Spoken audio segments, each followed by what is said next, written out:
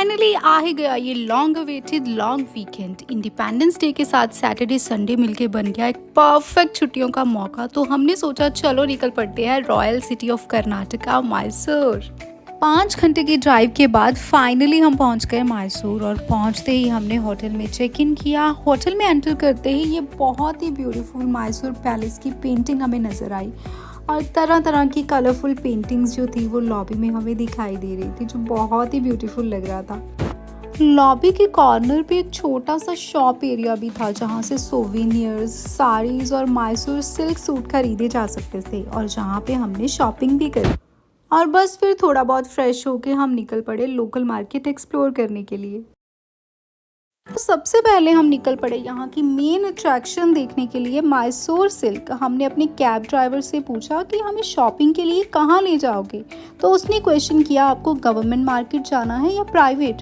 तो ये सुन के हमें थोड़ी क्यूरियोसिटी हुई कि आखिर इन दोनों में डिफरेंस क्या है। तो ड्राइवर ने बहुत ही सिंपल तरीके से एक्सप्लेन किया कि गवर्नमेंट मार्केट वो जगह है जहाँ पे ओरिजिनल मैसूर सिल्क मिलता है। प्राइस यहाँ पे फिक्स रहेगा लेकिन क्वालिटी 100% जेन्युइन होगी।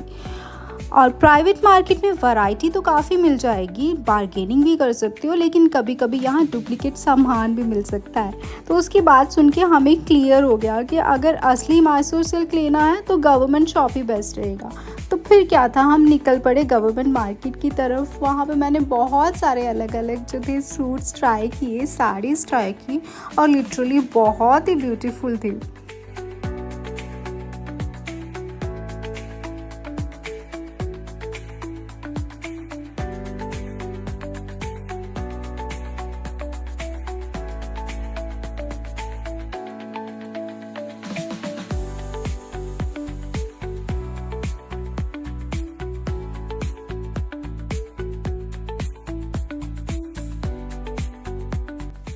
यहाँ पे एक बहुत ही फेमस अंबारी डबल डेकर बस चलती है जिसका अपर डेक ओपन होता है और पूरे शहर के अट्रैक्शंस आप वहाँ से देख सकते हो। टिकट करीब 250 पर पर्सन है और थोड़ी थोड़ी देर में ये आपको मिल जाती है, लेकिन टूरिस्ट के लिए ये मस्ट ट्राई एक्सपीरियंस है।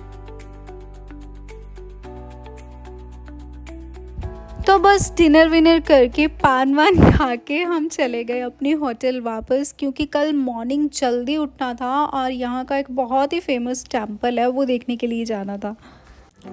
लेकिन मैसूर आकर अगर मैसूर पाक नहीं खाया तो समझो ट्रिप अधूरी है। तो हम सीधे पहुंच गए गुरु स्वीट मार्ट। यहाँ का मैसूर पाक इतना फेमस है कि लोग सिर्फ यहीं के लिए लंबी लंबी लाइन लगा के रखते हैं। तो सॉफ्ट, मेल्ट इन माउथ और बिल्कुल ऑथेंटिक टेस्ट। बिलीव मी, एक बार खाओगे तो बार बार याद करोगे।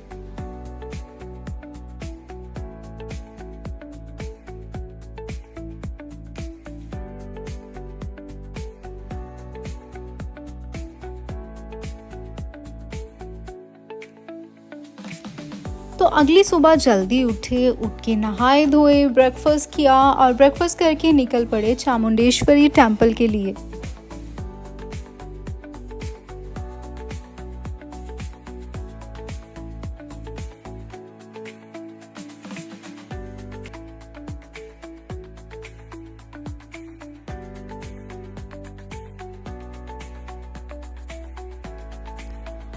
ये टेम्पल चामुंडी हिल्स पर है और मैसूर शहर से ये लगभग 13 किलोमीटर दूर है और उसकी जो हाइट है सी लेवल से वो 3490 फीट की है।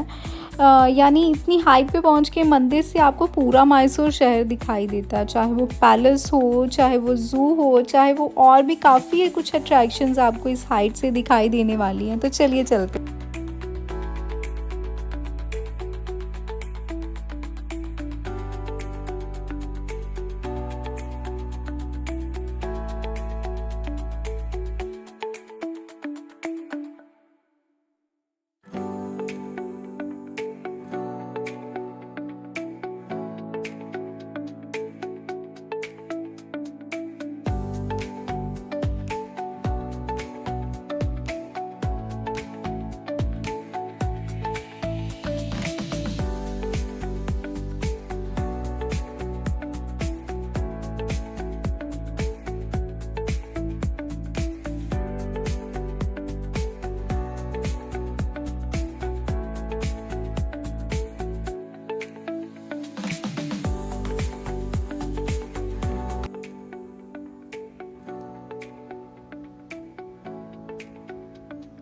छोटे छोटे बाजारों से गुजरते हुए कलरफुल शॉप्स, चमकती बैंगल्स, ट्रेडिशनल ज्वेलरी, पूजा सामग्री और सोवेनियर्स देखते देखते हम मंदिर की ओर बढ़ रहे थे।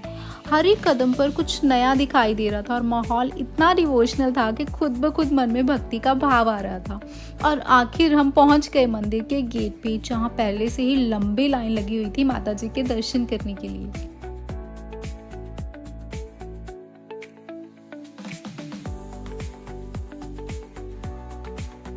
पौराणिक कथाओं के अनुसार महिषासुर नाम का एक राक्षस था जिसका मां दुर्गा ने इन्हीं चामुंडी हिल्स पे वध किया था, जहां पे आज ये मंदिर है।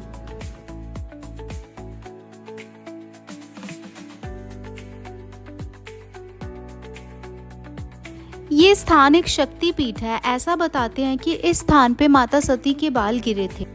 तो 2 घंटे तक लाइन में लगने के बाद दर्शन के लिए हमारी बारी आई, तो हमने दर्शन किए, लेकिन अंदर वीडियोग्राफी अलाउड नहीं थी तो कोई हम वीडियो कैप्चर नहीं कर पाए। लेकिन दर्शन करके हम बाहर आए, क्योंकि 2 घंटे तक लाइन में लगे हुए थे तो भूख प्यास लग गई थी। तो हमने बाहर आके सबसे पहले नारियल पानी पिया और नारियल पानी पी के फिर हम चले गए मैसूर सिटी की तरफ।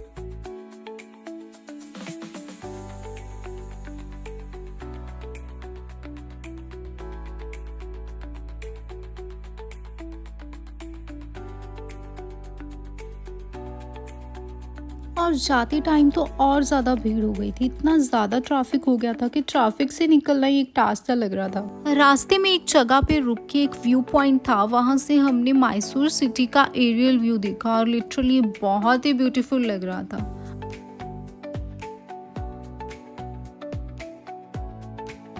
वहाँ पे हमने एक अंकल को देखा जो कि सिंपल से स्टोन्स को तराश तराश के बहुत ही ब्यूटीफुल मूर्तियाँ बना रहे थे। टेम्पल के बाद हमारी नेक्स्ट डेस्टिनेशन है मैसूर जू। सुना है यहाँ पे हर तरह के वाइल्ड एनिमल्स दिख जाते हैं, तो चलते हैं और देखते हैं कि हमें कौन कौन से एनिमल्स दिखते हैं।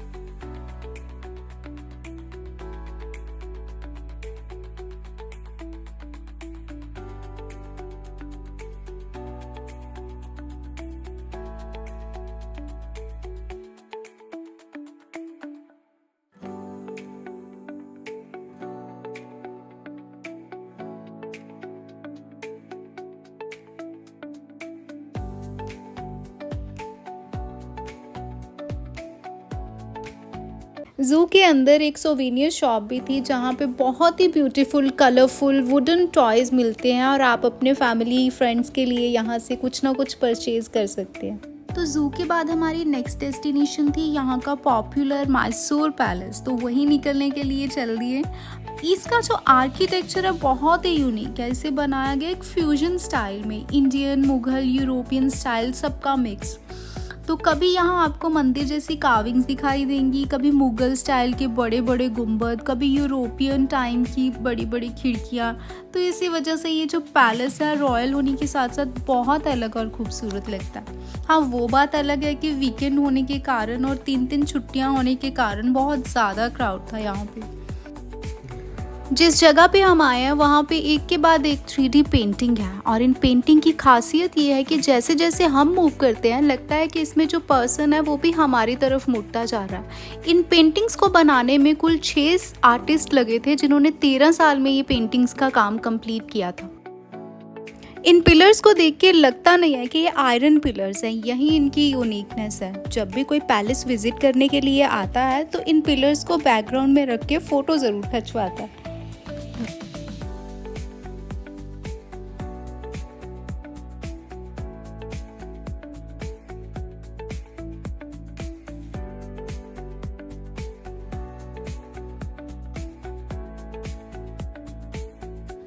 And just before entering the Darbar Hall, there is a life-size statue of Krishna Raja Wadiyar IV.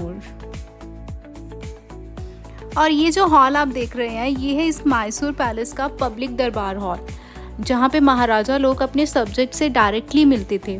मतलब एक ऐसी जगह जहाँ पे आम जनता भी राजा से अपनी बात रख सके। और इसका आर्किटेक्चर कुछ इस तरह का था कि बिना माइक के ही महाराजा की आवाज़ पूरे हॉल में गूंज जाती थी।